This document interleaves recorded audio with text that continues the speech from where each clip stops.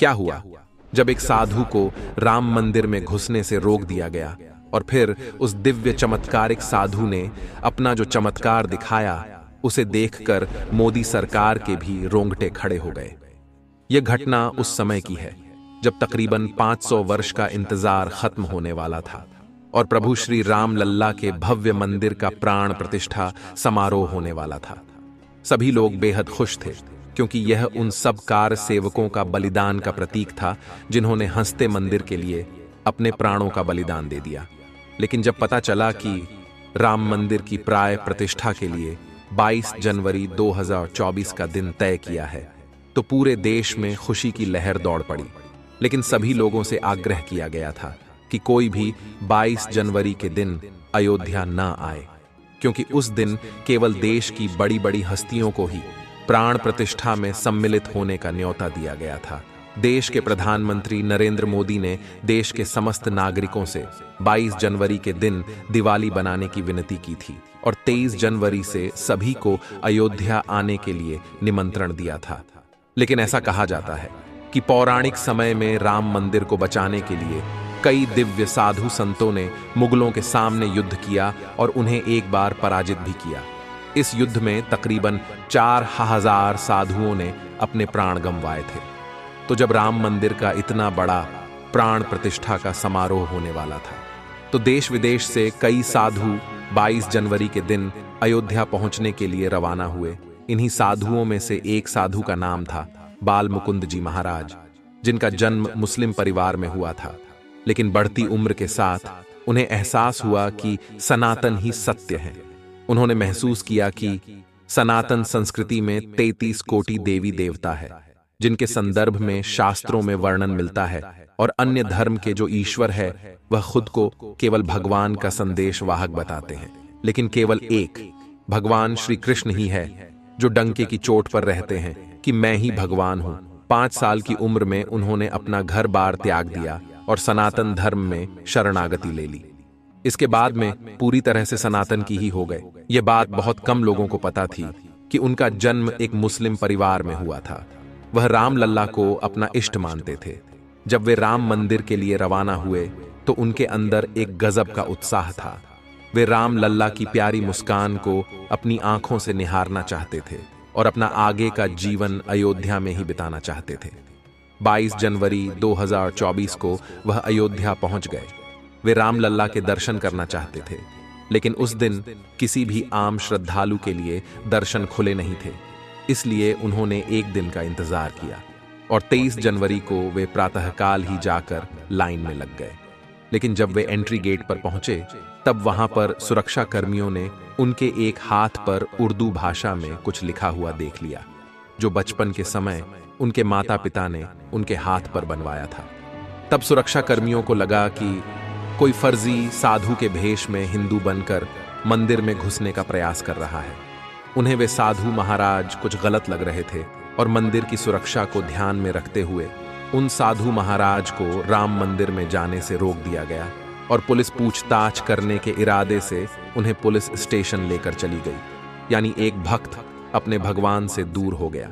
लेकिन किसी को भी इस बात का अंदाजा नहीं था कि आगे बहुत बड़ा चमत्कार होने वाला था, क्योंकि राम लल्ला अपने भक्तों से बड़ा प्रेम करते हैं और उनके भक्त उनसे दूर चले जाए यह उन्हें बिल्कुल भी बर्दाश्त नहीं होता। इसके बाद पुलिस वाले उन साधु महाराज को नजदीकी पुलिस चौकी पर ले गए। वहां पर उन्हें घंटों बिठाया और उनके साथ बड़ा ही गलत बर्ताव किया, क्योंकि सभी को लग रहा था कि यह कोई फर्जी बाबा है। लेकिन बाल मुकुंद जी का कहना था कि उनका जन्म भले ही मुस्लिम घराने में हुआ, लेकिन वह सनातन को अपना चुके हैं। उनके रोम रोम में राम बसे हैं। तब सच का पता लगाने के लिए वहां पर एक दिग्गज पंडित को बुलाया गया, जिन्हें शास्त्रों का खूब ज्ञान था। तब उस विशेषज्ञ पंडित ने उन साधु महाराज की परीक्षा लेना शुरू कर की। उन्होंने बाल मुकुंद जी से महामृत्युंजय मंत्र, 4 वेदों का अर्थ, 16 संस्कार व ऐसे हिंदू धर्म से संबंधित 10 सवाल पूछे और उन्होंने एक एक सवाल का विस्तार से बहुत अच्छा जवाब दिया। सभी लोग हैरान हो गए और सभी को विश्वास हो गया कि इन साधु महाराज का जन्म भले मुस्लिम घराने में हुआ हो, लेकिन अब यह पूरी तरह से सनातन को अपना चुके हैं। और एक दिव्य चमत्कारिक सनातनी साधु महाराज बन चुके हैं। सभी ने उनके चरण स्पर्श किए और सम्मान पूर्वक पुनः उन्हें अयोध्या राम मंदिर दर्शन के लिए छोड़ दिया गया। लेकिन जब वे प्रातःकाल में राम मंदिर दर्शन के लिए लाइन में लगे थे, तब वहां भीड़ काफी कम थी। लेकिन दोपहर तक जब वे पुनः वहां पहुंचे तो भीड़ की संख्या काफी बढ़ चुकी थी, क्योंकि उस दिन तकरीबन 5 से 6 लाख श्रद्धालुओं ने राम लल्ला के दर्शन किए थे। फिर भी राम नाम लेकर वह लाइन में लग गए।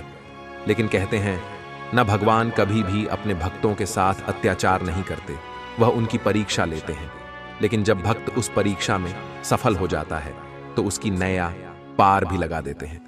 ऐसे ही जब बाल मुकुंद जी महाराज दोपहर के समय राम लल्ला के दर्शन के लिए लाइन में लगे हुए थे, तभी वहां पर एक छोटा सा बालक आया जिसने उनका हाथ पकड़ा और एक अन्य रास्ते से उन्हें राम मंदिर के अंदर ले जाने लगा। वे चमत्कार अपनी आंखों से देख रहे थे कि कोई भी सुरक्षाकर्मी उस बच्चों को रोक नहीं रहे थे। उन्हें ऐसा लग रहा था मानो वह बच्चा मंदिर के मुख्य पुजारी से जुड़ा हो।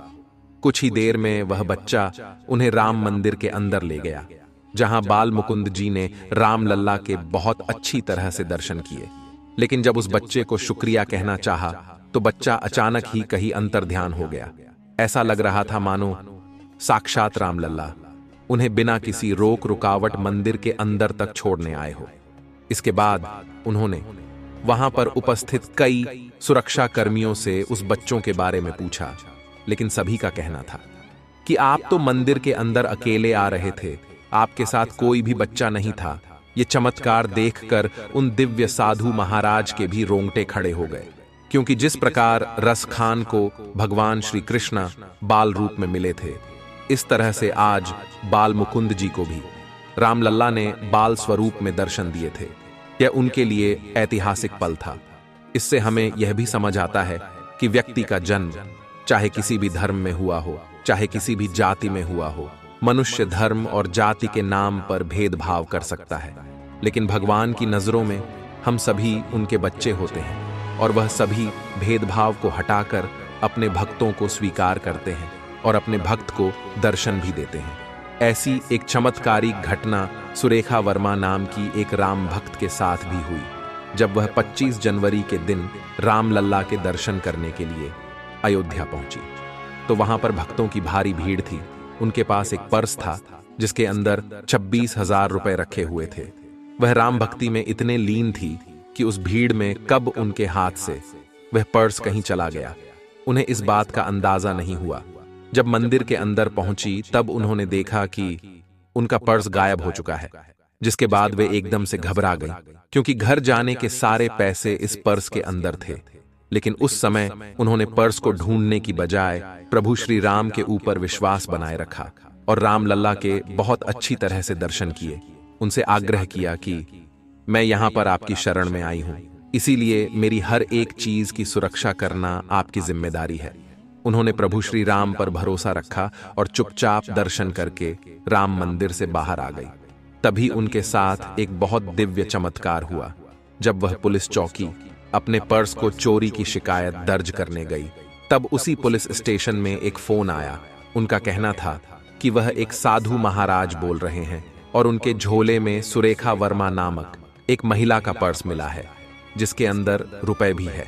उस समय सुरेखा जी वही पुलिस स्टेशन में मौजूद थी।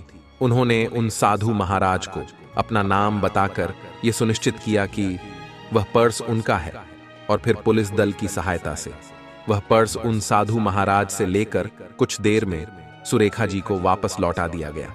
उन्होंने बताया कि यह उनकी जिंदगी का सबसे बड़ा चमत्कार है। जाने अनजाने में मेरा पर्स उन साधु महाराज के झोले में गिर गया था, लेकिन प्रभु श्री राम ने जिस तरह चमत्कार दिखाकर उनका पर्स पुनः वापस मिलवाया। यह चमत्कार कोई साधारण चमत्कार नहीं था। एक से बढ़कर चमत्कार राम मंदिर में प्राण प्रतिष्ठा के पूर्व से लेकर आज तक देखे जा रहे हैं, क्योंकि इसी भूमि पर प्रभु श्री राम का जन्म हुआ था और शास्त्रों में इस भूमि को दिव्य भूमि कहा जाता है। तो यहाँ पर ऐसे चमत्कार होना काफी सामान्य बात है। इस पूरे घटनाक्रम को लेकर आपकी क्या राय है, नीचे कमेंट बॉक्स में बताइएगा। और वीडियो अगर आपको पसंद आई हो तो आप लाइक जरूर करें। अगर आपके साथ भी ऐसी कोई सत्य चमत्कारी घटना घटी है तो आप नीचे कमेंट बॉक्स में अवश्य लिखें। हम अपने चैनल के माध्यम से उसे दुनिया तक पहुंचाने का प्रयास करेंगे। रोजाना ऐसी सत्य चमत्कारी घटनाएं देखने के लिए हमारे चैनल को सब्सक्राइब करके बेल आइकन को प्रेस कर लें। अभी के लिए दर्शकों, हर हर महादेव।